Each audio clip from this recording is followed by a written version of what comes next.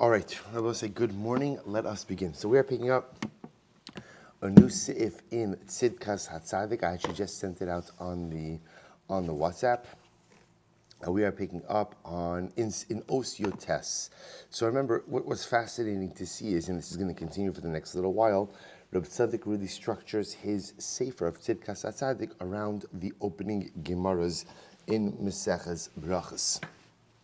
So the Gemara says, so Reb Tzaddik says over here as follows: Yotes, B'chol ha'inyonim u'maisa chalukas hazmanim shemutba'im ba'olam v'hanhagaso hin gam kin itzel Hashem yisbarach. So he actually begins here with a really fascinating premise. Take a look in the Be'uri HaChasidus in the left-hand side where it says Yotes, Acharishin is bara mashmaos shinoi hazman shel yom v'alayla legabe avodas Hashem yisbarach. Tisbaer kan gam mashmaos shinuyei chalokav hashonim shel halayla atzmo. So here, so just again, as I mentioned before, Reb Tzaddik says we're going to transition. Up until now, we've really been focusing on the opening phrase or the opening theme of the Masechta, which is the Zman for Kriyas Shema. What time can you actually go ahead and say Shema? Now we're going to transition a little bit and actually focus on the next sugya. The next sugya the Gemara talked about was the concept of the Mishmaros, that the night is divided up into watches. The night is divided up into watches, Mishmoros. So he writes over here, Ki b'chol, I'm just reading now, let's just read straight in the Be'uri HaChasidus. So he says, Ki hinei b'chol ha'inyonim u'maisa chalukas hazmanim shemutba'im ba'olam v'hanhagaso kol ha'shinui hamishavim ba'olam ba'ofen tevi b'zmanim mesuyamim Hem gamkin bo bizman mishavim kin itla hanhaga ha'elyona shel Hashem yisbarach ba'olam. So remember, the Tzaddik makes a point that the Gemara itself makes, which is the way that time is split up in this world mirrors how time is split up by the Ribono Shel Olam as well. That's his lashon. Bechal ha'inyonim u'maise chalukas hazmanim. The shifting of times, the change in times in this world, that are embedded in this world and the way this world operates, so we'll say, we'll see what this means. But the same way that, so to speak, the earth, or I should say the world, we'll call it the earth is structured with night, day, mishmoros, shifting in time.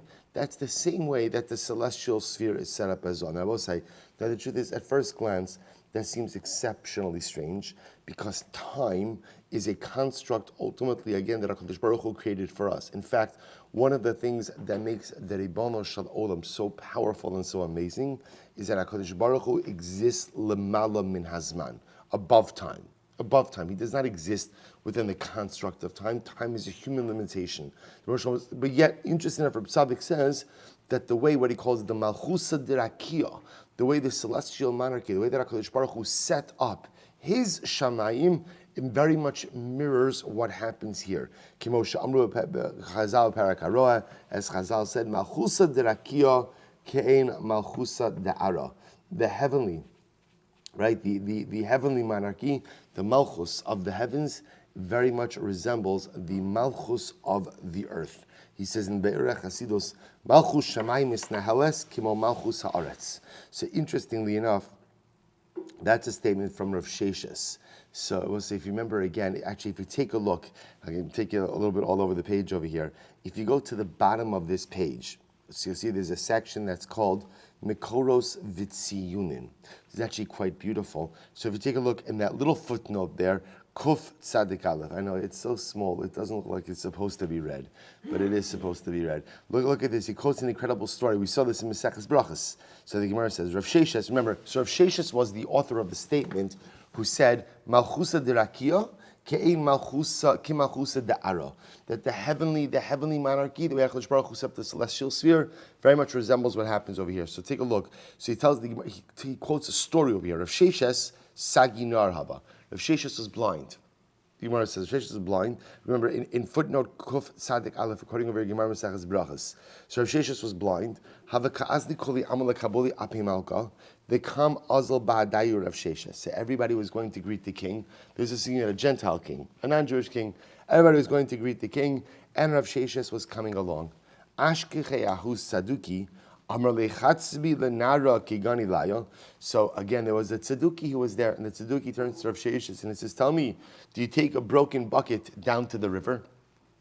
And of course, he was saying to Rav Sheshes, "Where are you going? What are you going to see? You're blind, right? Why are you bothering to come and see the king if you're blind?" So what happens? Amarle tachazi diadanat feminach. So Rav Sheshes says to the Tzeduki, "You're going to see that I have better sight than you. I see more than you. I see more than you." Let's say, I see more than you. We'll talk about that concept. So what happened? Chalav gudna kamaisa. So again, imagine the scene. Rav Sheshes and the Tzeduki are sitting there by the sons. They're having a whole parade. The king is coming. So the first troop of soldiers comes along. Kika avsha amrlu Hatzaddik asamalka. So when there was a lot of noise, the Tzeduki said to Rav Sheshes, the king is coming. Amr Rav Sheshes lo kasi. Rav Sheshes said, no, the king's not coming. Okay. Chalav gudna tinyara. Another group of soldiers came along. Kika avsha, when it got noisy, Amr le'ahu Tzeduki hashta ka'asi malka. The Tzeduki said, the king is coming. Amr le'Rav Sheshes lo kasi malka. She said, no, the king's not coming. Chalif tlisai. So a third troop came along. Kika shaska, when it became quiet, Amr le'Rav Sheshes vadai hashta asi malka. Now the king is coming.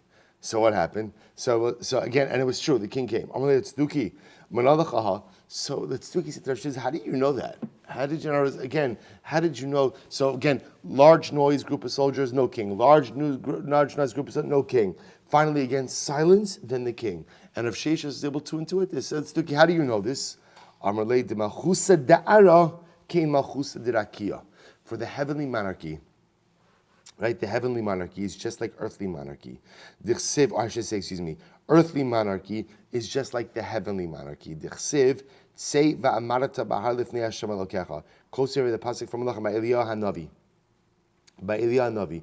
So what happens? He says, Malchusa da'ara. Right. So okay. Say what does it say by Eliyahu Hanavi? It says, "Go say va'amarata b'har lifnei Hashem." Go and stand out by the mountain before Hashem. V'nei Hashem over v'ruach gidola chazak. Mefarik harim u'mishaber sloim lifnei Hashem lo beruach v'achar haruach rash lo berash Hashem v'achar harash eish lo beish Hashem v'achar ha'eish kol demama daka. So again, Rav Sheshes said, when does the Ribono Shel Olam come? Not with the fire and not with the crumbling of the mountains, but kol demama daka. So Rav Sheshes said that the earthly abode resembles, or I should say, the earthly monarchy resembles the celestial monarchy. Just like HaKadosh Baruch Hu comes with kol demama daka, so amazingly enough, even earthly monarchy, without realizing it, that it is mimicking HaKadosh Baruch Hu, also comes with this silent no, with this kol demama daka. Now, what I want to point out, so that's the Gemara. That's the Gemara that Reb Tzaddik is basing this discussion on. But again, I just want you to understand what the Gemara, what Rav Sheshes' statement was. Rav Sheshes' statement was, Malchusa da'ara ke'ein malchusa dirakia. That earthly monarchy resembles celestial monarchy. Now, without even knowing, we're talking about a Gentile king over here. We're talking about a Gentile king. But I will say there are certain things that are just embedded in nature. The concept of royalty stems from HaKadosh Baruch Hu. So realizing it or not, the human monarch mimics HaKadosh Baruch Hu. Just like HaKadosh Baruch Hu comes with kol demama daka, ultimately, again, so does the human monarch. Now, Reb Tzaddik is using a little bit of literary license with this. Because remember again, what is Reb Tzaddik's theory over here? Reb Tzaddik's statement is Malchusa dirakia ki Malchusa da'ara. Right? Reb Tzaddik is saying that the Malchus of HaKadosh Baruch Hu, the celestial monarchy, very much resembles the earthly monarchy. Now, understand what Reb Tzaddik is going to say. We'll have to stop over here with this. Reb Tzaddik is saying is that what happens on the earth gives us a window into what's happening in Shamayim. In other words, sometimes we want to know what's happening with the Ribono Shel Olam. What, like the Gemara Masechtas Avodah Zarah has this discussion. What does the Ribono Shel Olam do? It's a legitimate question, right? What does HaKadosh Baruch Hu do all day? Like what is, how, not that we're worried that he has too much time on his hands, but Lamaisa, how does he structure his day? And Gemara actually goes through his day. What his day looks like. So ultimately what Reb Tzaddik is saying over here is we want to know what's happening with HaKadosh Baruch Hu. So the amazing part, says something about the world, is that what happens in this world very much gives us a window into what is happening in the celestial sphere. And the Hatzaddik is going to focus on this concept specifically regarding the Mishmoros. The notion that the nighttime is divided up into a series of different shifts. Why is that? So there's, of course, human significance for it, but in addition to the human significance, every shift and every change that occurs here gives us a window into a dynamic that is occurring with HaKadosh Baruch Hu. So we'll have to stop over here for today, but Lemir Hashem pick up with this theme tomorrow. Shkoyach.